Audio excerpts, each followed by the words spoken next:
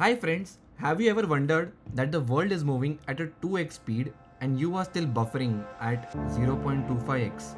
Someday the gold price is skyrocketing. The other day you see that rupee has crashed. Some president somewhere in other part of the world is imposing tariffs on every other country and यार तुम्हारा portfolio is always red. तो भाई हो क्या रहा है? Like there is so much happening in the world, so much of chaos, and I sometimes wonder for a common man, it is so confusing, yaar. So what we are trying to do here is that we are combining the trends, the latest trends, and its impact on the economy, and with it, we from Global Gyan bring to you Trendonomics, where we try to decode the chaos. And here is the first episode where we understand why has the gold metal gone wild, and should you worry about it or is it a great opportunity? क्या गांधी भाई? Correct. And the idea here in this specific series is to talk about currency chaos to gold glamour and from economic shocks to policy talks. So anything which is shaking the financial world, we are going to break it down for you. We will make it a point that we try to be thoda bahut humorous, thoda bahut witty, and the most important, we try to simplify the most complicated concepts for you. That's the purpose of Trendonomics. This will shock you because 2000 mein price was 4,400 guys for a 10 gram gold of 24 carats, and you are going to be insane to know कि अभी prices is upwards of 90,000, which is more than 20% returns. Latest price check किया गांधी भाई, it is 91,000 rupees, 91,200 Insane. for 10 grams. मतलब I'm very sure it is going to touch 1 lakh rupees for 10 gram gold so soon. Very soon, very soon. So imagine कि 2000 से लेके अब तक the gold price has always been increasing, and the increase of growth is so much high because 20 times return is so much more as compared to any asset class. भाई सही में, and like this is the time where we feel that in this financial year and the last one, our grandmothers and grandfathers का portfolio has outperformed every stock, mutual fund या bitcoin, anything, and then you realize कि हाँ यार मतलब उनकी बात में भी दम था. But they were smarter than the crypto geeks. भाई 100% कोई doubt ही नहीं है. And this slide is going to talk about the actual analysis जो हम लोग ने किया है. This is the analysis of gold prices from 2000 to 2025. Yes. It's a 26-year analysis of how the prices has changed. This is going to be the highlight. Yes, definitely भाई. of today. काफी तो आप यहाँ colourful analysis Gandhi भाई.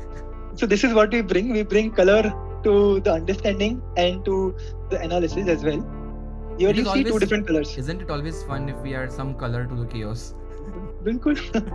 Absolutely. And it makes also a bit more interesting for the audience as well, for the viewers. So दो colors हैं यहाँ पे. One is green, one is blue. हाँ. And what is highlighted is the highest growth rates in these 12 years. So what First, a couple of things that we can see is that the price of gold is mentioned in rupees in India for 10 grams year on year, and the Right. percentage growth over the last year.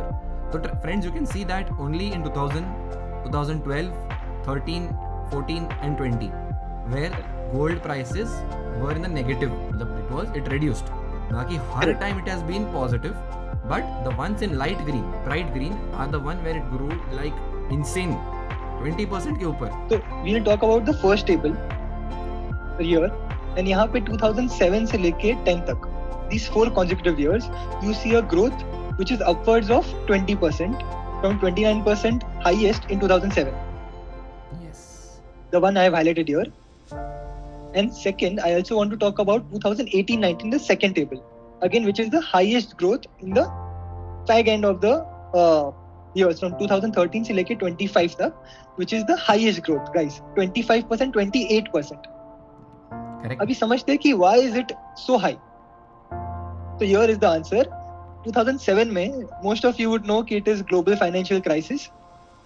बहुत ज़्यादा खराब था हालत economy का worldwide. Yes. It was caused by the housing bubble in US. तहल का 2007 तहलका much गया था, and we all of us were the collateral damage of that impact. तो इसके अंदर this was caused by GFC which is the global financial crisis, पर उसके अलावा और ज्यादा टाइम लगा था स्टेबलाइज होने में economy, because it was not just one impact, it was one major followed by multiple minor impacts. जैसे अर्थक्वेक होता है एक मेजर, उसके बाद माइनर ट्रेमर्स आते ही रहते हैं एंड एक्चुअल डैमेज ज़्यादा उनसे हो जाता है. वैसे ही 2008 financial crisis was equivalent that way. Then comes 2018-19 वाला period. And if anybody can recollect हुआ क्या था 2018-19 में. तब हमारे ट्रम्प भाई आ गए थे भाई, Trump versus China. Yes, exactly. So we had the major trade war between two major economies, US and China, and वो काफी detrimental था for the global economy in general. Sorry, for the global economy in general, because two major economies जहाँ पे trade movement बहुत ज़्यादा है. If they enter a trade war, even minor economies or the other economies will face the impact of it. Crazy time for the world. Then comes the latest one, COVID, which all of us remember. COVID was full of lockdowns, supply chain disruptions.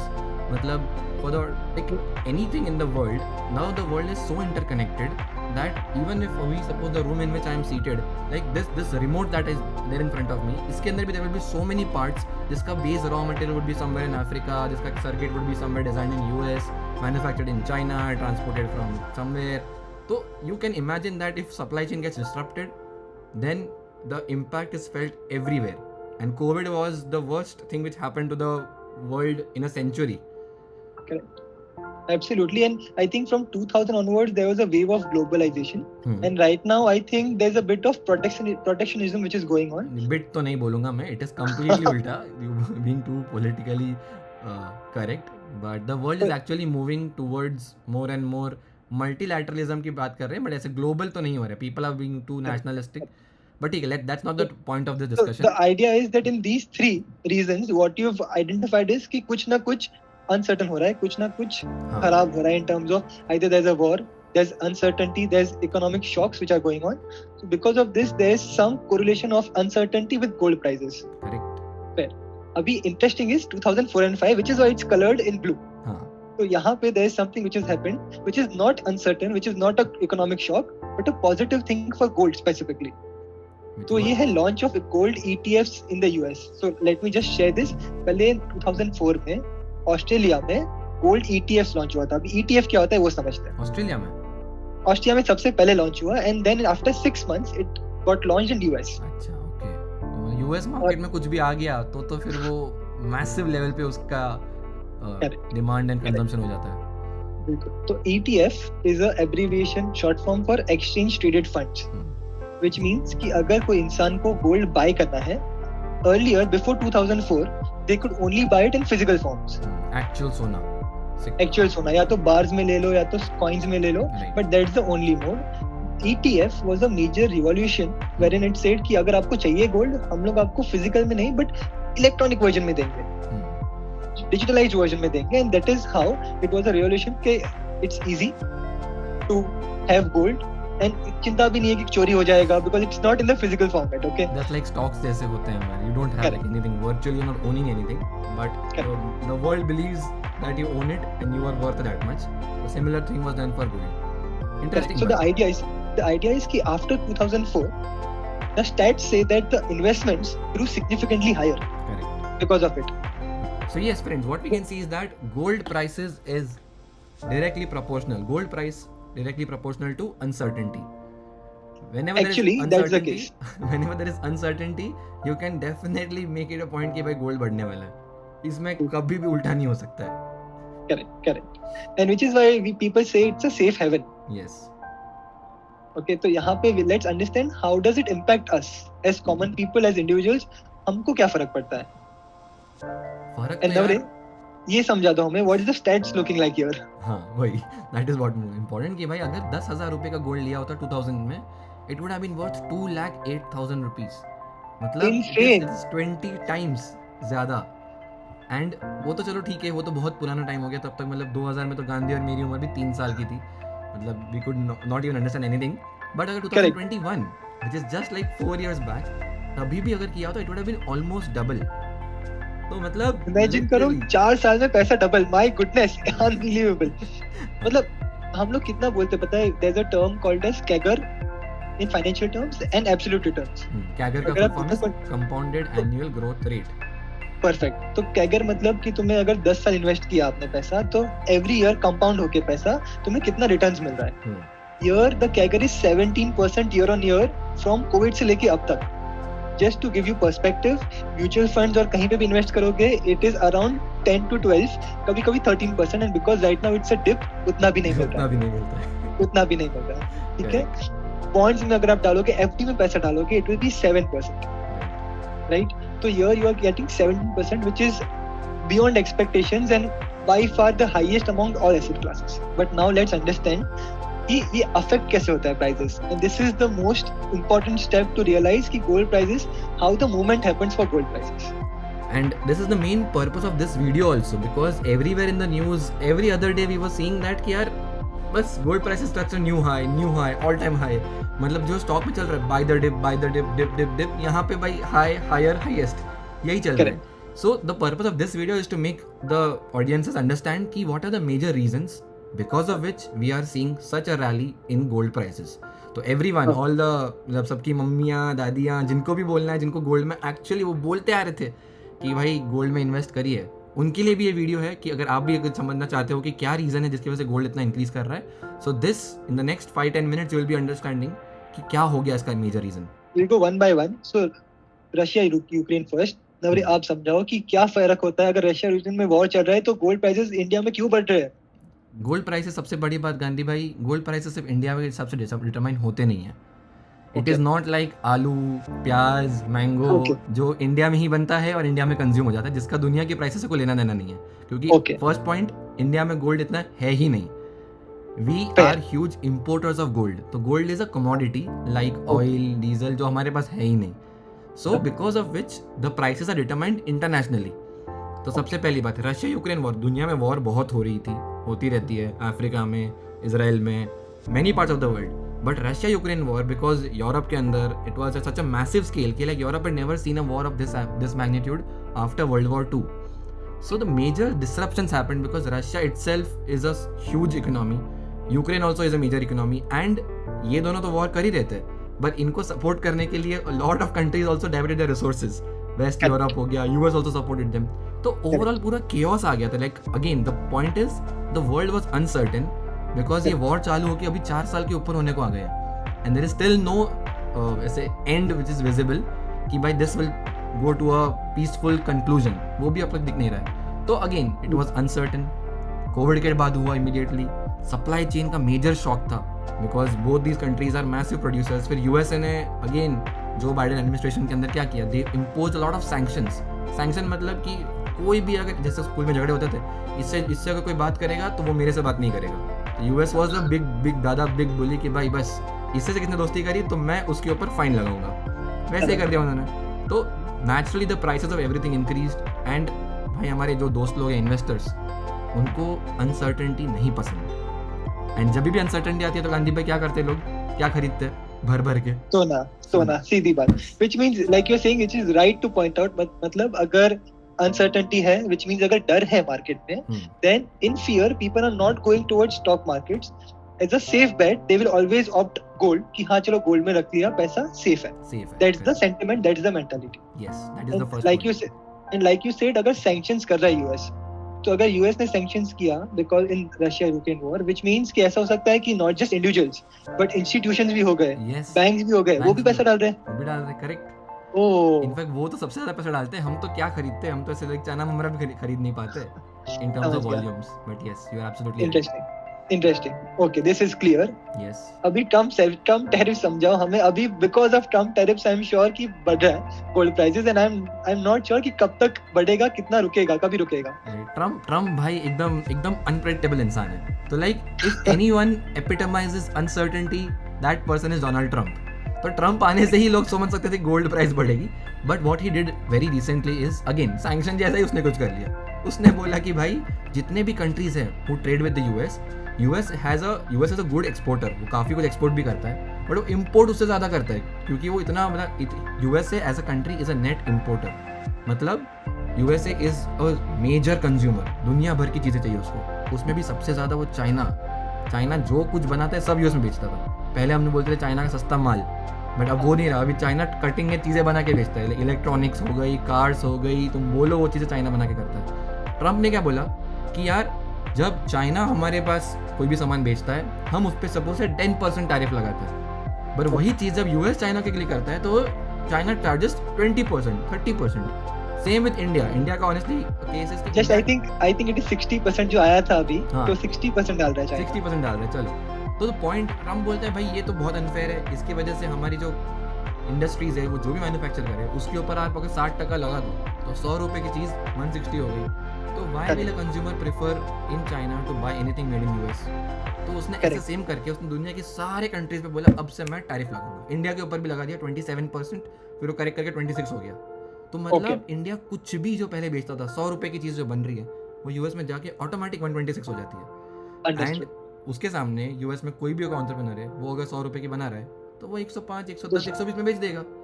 तो the thought is that it is a very childish thought. We can go in the depth of it कि वो tariff से होगा क्या, because everywhere you can see that recently stock market में $2 trillion एक दिन में वाइप्ड ऑफ यूएस मार्केट से।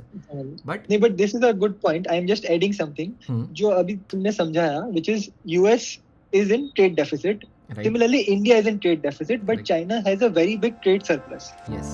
अभी ट्रम्प को क्या करना है यूएस के लिए, for the country he wants to narrow the trade deficit, which is why ये ऐसा कर रहा है। But शायद से नियर टर्म में कंज्यूमर्स को महंगा माल मिलेगा, डेफिनेटली महंगा पड़ेगा। That is the issue. Because immediately US के पास ऐसा रिसोर्सेज है नहीं, और यूएस की भाई मिनिमम वेजेस इतनी हाई होती है, 1 घंटे काम करने के वहाँ पे 15, 20 डॉलर देने होते हैं। That is a rule. That is a very good rule for an employee.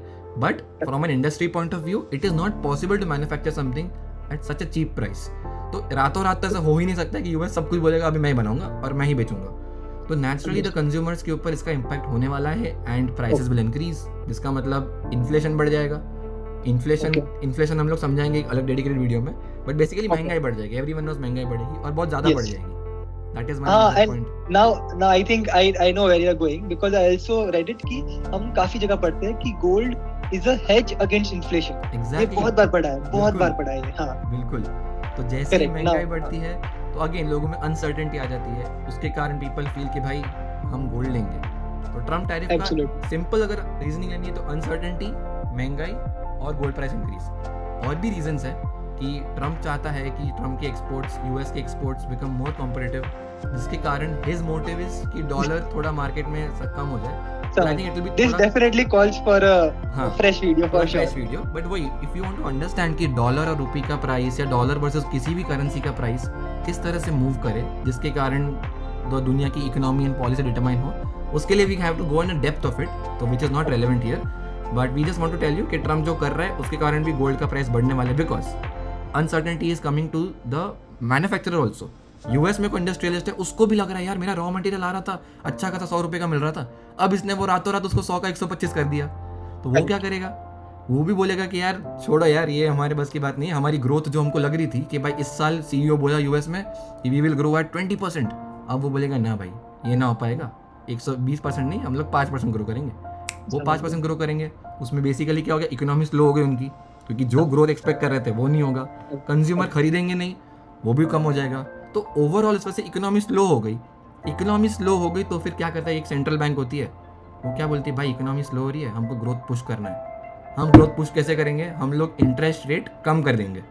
Interest rate कम करने से क्या होता है, अगर आपकी होम लोन थी 10% की, अब गवर्नमेंट बोलेगी यार एक काम करो 10 नहीं इसको 8 कर दो, भाई लोग बोलेंगे हाँ इतना सस्ता वो मिल रहा है भाई, ले लेते हैं, घर खरीदते हैं, गाड़ी खरीदते हैं, इंटरेस्ट रेट इतनी कम हो गई।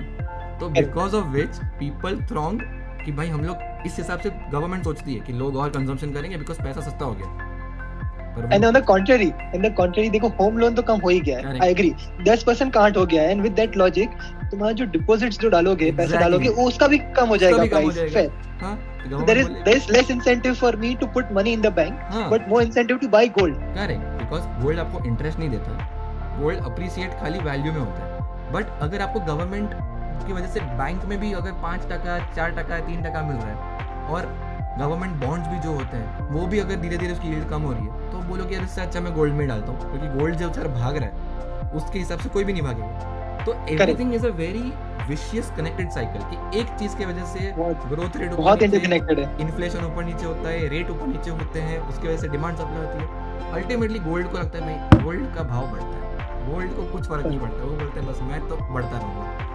तो डॉलर वीकनिंग का भी एक पॉइंट हमने ये बात करते करते कवर कर लिया गांधी भाई कि डॉलर वीकन होता है। सिर्फ ओवरवैल्यूड स्टॉक मार्केट का हाँ in next 2 minutes let me just quickly tell it. Sure. अगर मार्केट ऑलरेडी ओवरवैल्यूड है which means अगर सब लोग को लग रहा है कि ये मार्केट जो भी है currently let's say the nifty is at 25,000 if people think it's already overvalued तो near future में next 12 months people don't think कि उतना ज्यादा वैल्यू आएगा because Correct. either वो stagnate रहेगा या तो डिप जाएगा। तो instead of putting money in the stock market it's more sensible to put money in other asset classes which is gold, bonds etc. अगर बॉन्ड्स का भी प्राइस इतना अच्छा नहीं है तो गोल्ड में ही जाने वाला ज्यादा एंड पैसा। भाई हमने स्टार्टिंग में बोला लोगों का पोर्टफोलियो रेडी चल रहा है, इतने टाइम से जो हमारे इन्वेस्टर भाई लोग हैं सबकी जो Actually. पोर्टफोलियो की हालत खराब हो गई है, तो नेचुरली नोबडी इज एक्सपेक्टिंग कि इन द नियर फ्यूचर के स्टॉक मार्केट डबल भागेगा। एवरीवन इज फीलिंग कि भाई और नीचे नीचे नीचे जा रहा है।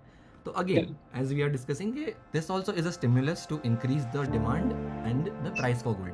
तो हमको लगता है कि गोल्ड मतलब गोल्ड बिस्किट खरीद लिए, गोल्ड कॉइन ले लिए, या फिर मम्मी की वजह से ज्वेलरी खरीद ली अपनी अपनी जिनको शादी वादी हो रही है उसमें बहुत ज़्यादा ज्वेलरी यूज होती है, अपनी वाइफ्स के लिए गर्लफ्रेंड्स के लिए लोग लेते हैं। But it is a huge surprise for many people I am sure कि jewellery does not occupy more than 50% of the gold demand. Actually, that's right. That's bang on right because it is 44% as of 2024 gold demand. Correct. Next बराबर।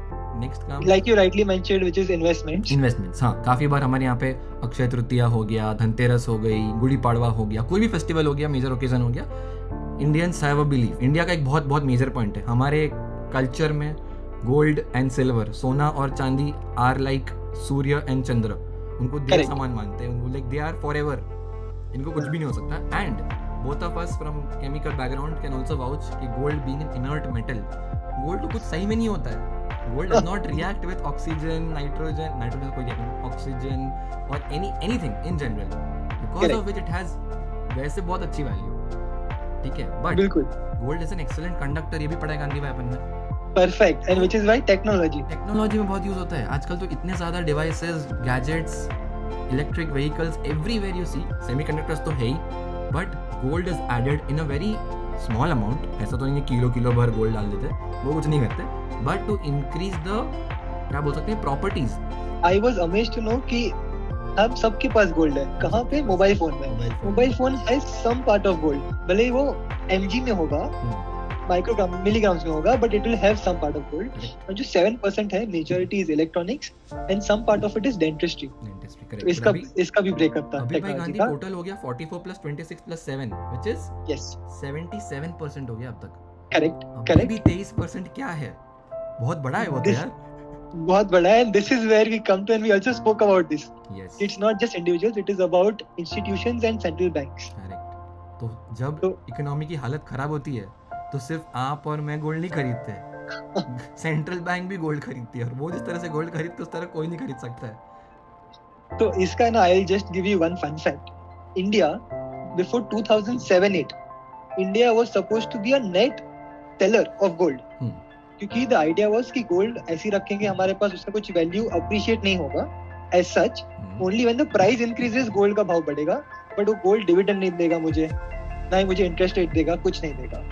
As compared US Treasury bonds, US Treasury bills supposed to give interest rates of 2%, 5%, etc. It was a better deal.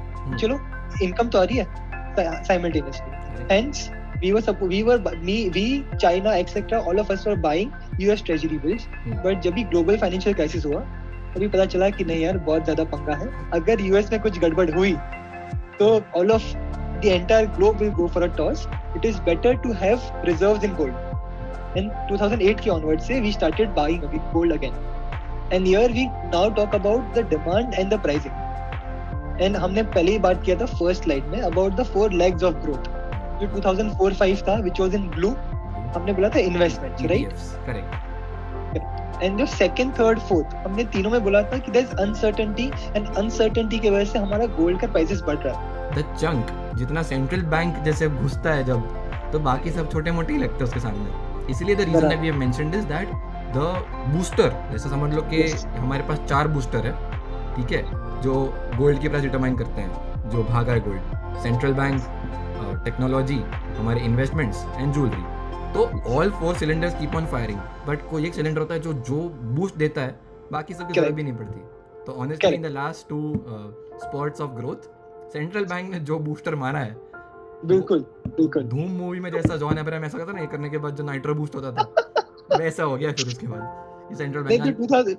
2018-19 में Russia और China they were buying gold, Correct. and which is why that central banks, again central bank ही है दोनों बार, but one was China and Russia, the other one was emerging countries, and यहाँ पे ना दिया भी है ग्राफ में, China, India, Poland, Singapore, so many countries bought gold. In fact Gandhi, हम पता है न्यूज में वो भी पढ़ा था कि इंडिया ने अपने गोल्ड रिजर्व्स यूके से और काफी कंट्रीज से वापस भी लिया है, वो फिजिकल वॉल्ट जो स्टोरेज में वहां थी. yes. मतलब पता था अपने गवर्नमेंट को भी कि भाई ऐसा टाइम आ रहा है, हमसे obviously they are very sharp people, they know what very they sharp ahead of time, I'm sure. ahead of time, and they have done the right thing considering the hedges that they have made. India has purchased कितना 240 ton. See, you can see the reason why we mentioned central bank के सामने बाकी कोई कुछ भी नहीं है. Central bank 240 ton gold खरीदा 4 साल में, मतलब एवरेज भी ले लो तो हर साल 60 tonne, 60,000 kilo gold. And this is just India, और अगर मैं बोलूँ total, मतलब which is the global demand for gold in 2024 was around 4,500 tons. Total demand for gold in 2024 was 4,500. उसमें से समझो इंडिया ने 60 ले लिया, चाइना ने ले लिया, ऐसे कितने कंट्रीज है जिसने सेंट्रल बैंक ने लिया होगा, which becomes such a big pool, which is 23%, right? हम सबका फ्रेंड है, और वो ऐसा फ्रेंड है कि जब भी और कोई नहीं शाइन करेगा तभी the gold is the only shining star that we have. अगर पोर्टफोलियो एयरटेल की एड थी ना कि हर एक फ्रेंड जरूरी होता है, पर कोई फ्रेंड ऐसे होते हैं जो भाई हमेशा जरूरी होते हैं, स्पेशली बुरे वक्त में. तो from an investment point of view वो फ्रेंड आपका गोल्ड है, the shining star so far. Yes. So that is the main purpose, friends, from this video of ours, where we try to understand कि why is gold going to the moon. हमेशा whatever change happens, किसी न किसी का फायदा होता है, किसी न किसी का नुकसान होता है. ये थोड़ा हमारा स्पिरिचुअल एंगल भी इसमें ला सकते हैं अगर आपको लाना है तो. हर चीज जो होता है अच्छे के लिए होता है, but we will try to decode the scientific economic reasons behind all of these, and do let us know in the comment section below what is the latest trend on which you would like us to simplify the complex for you.